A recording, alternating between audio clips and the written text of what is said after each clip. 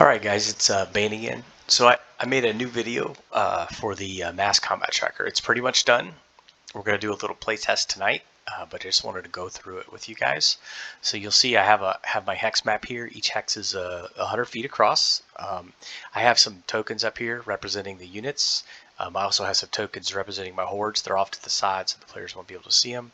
And then I also have the combat tracker open with my player characters on there. I'm letting each player character bring a level 8 character with 3 magic weapons, and so they're going to lead. They're going to be the allied commanders. Okay, so let's look at the combat tracker. So to get the combat tracker, we just open it up right here, the top right-hand corner.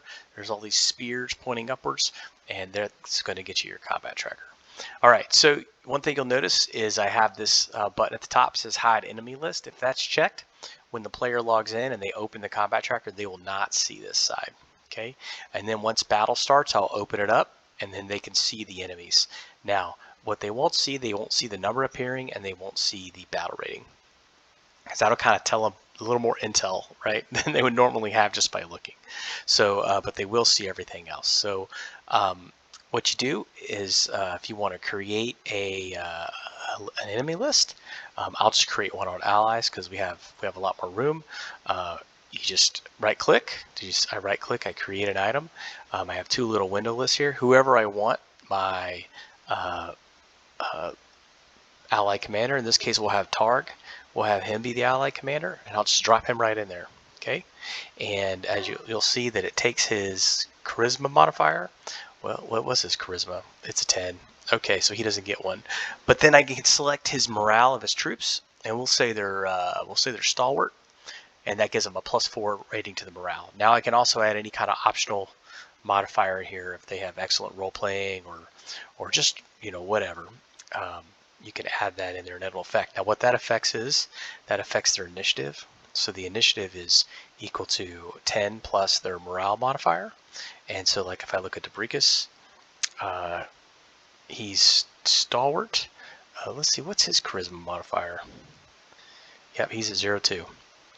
And so the same thing. So they're both +4. I could change that. I could change it to unbreakable. And you can see his initiative, the unit's initiative went to 200. Now, this quick note on this. So CR for player characters. So right now it's a 1-for-1. If they're level 8, they're going to have a CR of 8. Now, you could choose to not put the unit commanders, if they're a player character, CR into here. Unearthed Arcana says you don't have to do that. If you do and you want to remove it, you can leave them on the list. Just take this CR and just delete it. Don't put a 0 there. You don't have to do anything. If you put a 0, it might actually throw an error, but just leave it blank and it'll be fine. But I can put him on there as a number appearing, and you can see that it updated his unit spacing, but the BR didn't. If I put it back, and then I go in here and I change it, it's going to say the battle rating is now an 8. Okay, so and that's not a 1-for-1. That's just kind of that's where an 8 falls out, I think. Yeah, 6 is a 5. So okay, we're going to leave him at an 8. All right, so now we can add some troops. I don't know. Let's give them a bunch of acolytes. I don't want to give them orcs. So we'll take some acolytes. We'll throw them in here. Okay. So they're a quarter. Well, let's give them 100 acolytes. Okay. And so when we do that, it makes the spacing, right? So their spacing's based off of size. A unit can only be 400, and that's basically the size it is to take up this grid space, right? That's all that can fit in a grid space. And so with 101 medium creatures, we're at a 101 spacing. The battle rating is 18. So this CR is actually below 1 or below 2 is assigned a mathematical value, and it's based on the Unearthed Arcana rules. So, for instance, I think the rules say it takes 20 1/8 CR creatures to make a battle rating of 1. So each CR 1/8 creature is worth 0.05.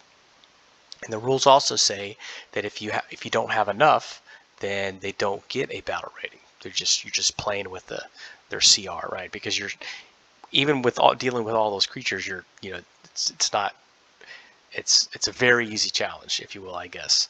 So so what I did was you can actually combine them. So you can have a bunch of 1/4 CR creatures, a bunch of half CR creatures, and a bunch of 1 CR creatures.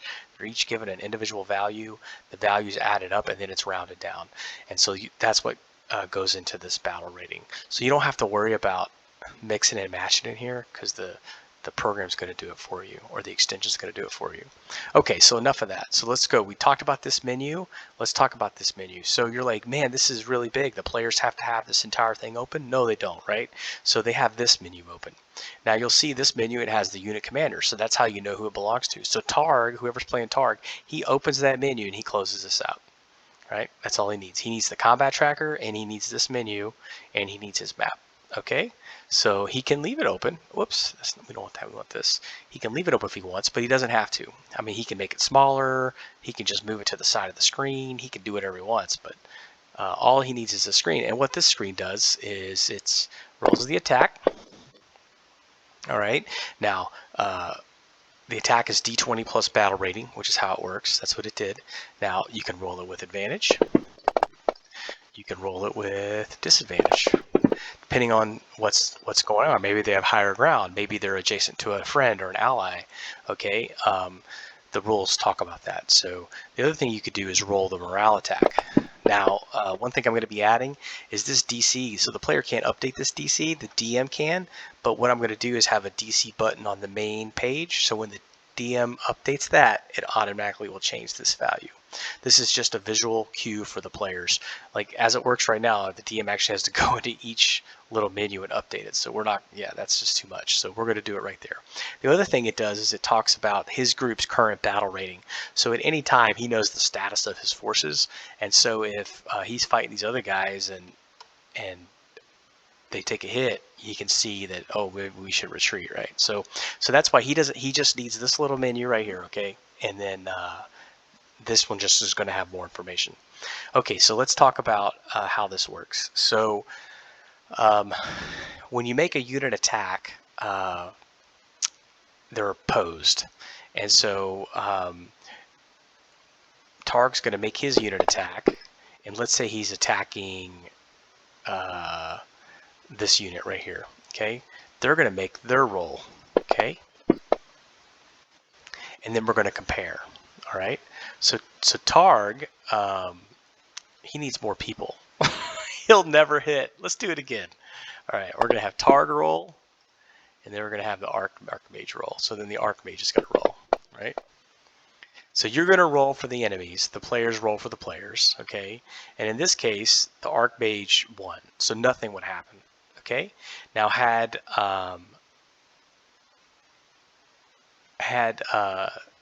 Targ won, and you can see he's got a 12 disadvantage there. Had Targ won, then depending on how much he won by, you're going to decrease the battle rating of the defending unit.